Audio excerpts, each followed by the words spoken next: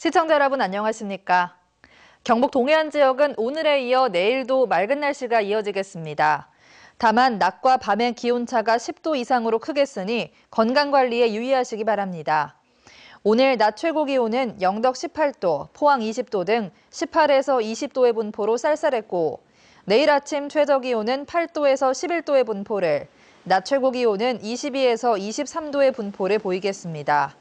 바다의 물결은 동해 먼바다에서 1.5에서 2.5m로 약간 높게 일겠고 동해 앞바다는 0.5에서 1.5m로 일겠습니다. 내년 총선을 앞두고 새누리당 공천이 관심을 끌고 있는데 특히 포항 북구가 그렇습니다. 지역 언론사의 세 차례 여론조사 결과 현역 의원의 지지율이 경쟁자보다 낮게 나오는 추세가 이어지고 있습니다. 보도에 김철승 기자입니다.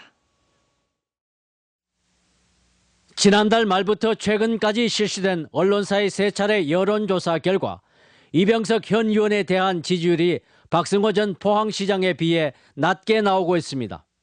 매일신문 등이 지난달 21일과 22일 실시한 여론조사에서는 10.5%포인트나 차이가 났고 이어 경북 도민일보가 실시한 조사에서도 28.5 대 24.5로 나타났습니다.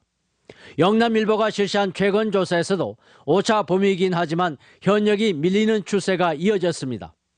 능력과는 별도로 사선에 따른 유권자의 피로감 등이 영향을 미친 것으로 보입니다.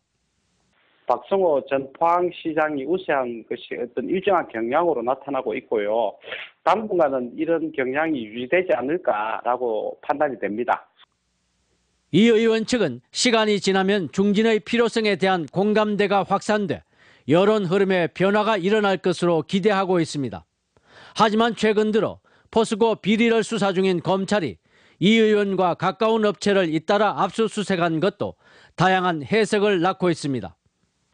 권력형 비리 사건을 철저하게 수사한다는 원론적인 측면과 함께 내년 총선에서 TK 지역 중진 의원의 물갈이가 시작될 것이라는 정치적 해석도 함께 담고 있습니다. 친박과 비박의 경쟁 속에 공천 기준이 어떻게 정해지느냐가 결정적이지만 사선의 친이 현역 의원의 지역구인 포항 북구가 내년 총선의 관심 지역으로 떠오르고 있습니다. MBC 뉴스 김철승입니다. 새누리당 정수성 의원이 최근 방패장 유치지역 지원 특별법 개정안을 대표 발의해 처리 결과에 관심이 모아지고 있습니다. 개정안은 현재 관할 지자체인 경주시에 설치된 관련 특별회계를 산업통상자원부에 설치해 산업부 장관이 직접 운용하도록 하고 유치지역 지원 사업은 위원회 심의를 거쳐 예비 타당성 조사를 면제할 수 있도록 규정했습니다. 정 의원은 이 개정안이 통과되면 지지부진한 방패장 유치지역 지원 사업이 신속히 이행되는 토대가 마련되고 정부가 추진하는 다른 미해결 국책 사업에도 좋은 선례가 될 것이라고 밝혔습니다. 경주 방사성 폐기물 처리장으로 대전 지역의 방사성 동위원소 폐기물이 내일 첫 이송됩니다. 원자력환경공단은 원전을 제외한 산업초와 연구소 등에서 쓰인 뒤 대전에 저장됐던 방사성 동위원소 폐기물 400드럼이 차량 4대에 나뉘어 내일부터 2차례에 걸쳐 경주 방패장으로 처음 운반된다고 밝혔습니다. 이번 이송은 교통량이 적은 새벽 시간에 이뤄지며 환경공단은 오는 2020년까지 매년 동위원소 폐기물 400드럼을 옮길 계획입니다. 지역의 강소기업 육성을 위해 만들어진 포스텍의 APGC 랩이 벤처기업 육성에 큰 성과를 내고 있습니다.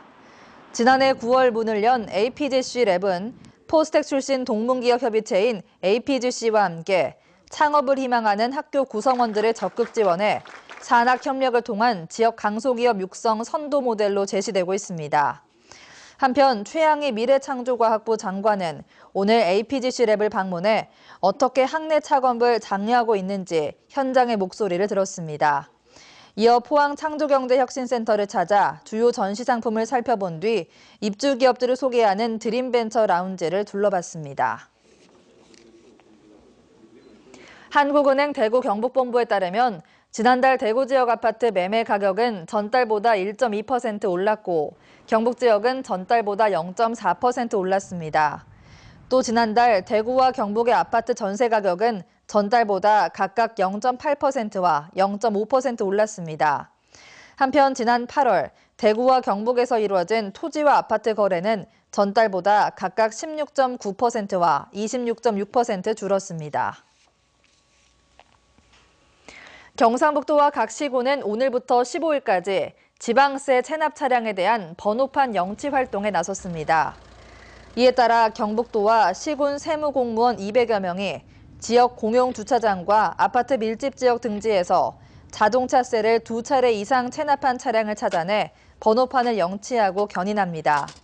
경상북도는 지난 4월 체납세 일제 정리 기간에서 818대의 차량 번호판을 영치하고 6억 원을 징수했습니다. 포항환경운동연합 등 8개 단체로 구성된 포스코 석탄화력발전소 반대 시민대책회의는 오늘 포항제철소 앞에서 기자회견을 갖고 포스코의 화력발전소 건설 계획 철회를 요구했습니다. 이상으로 포항 MBC 이브닝 뉴스를 마칩니다. 고맙습니다.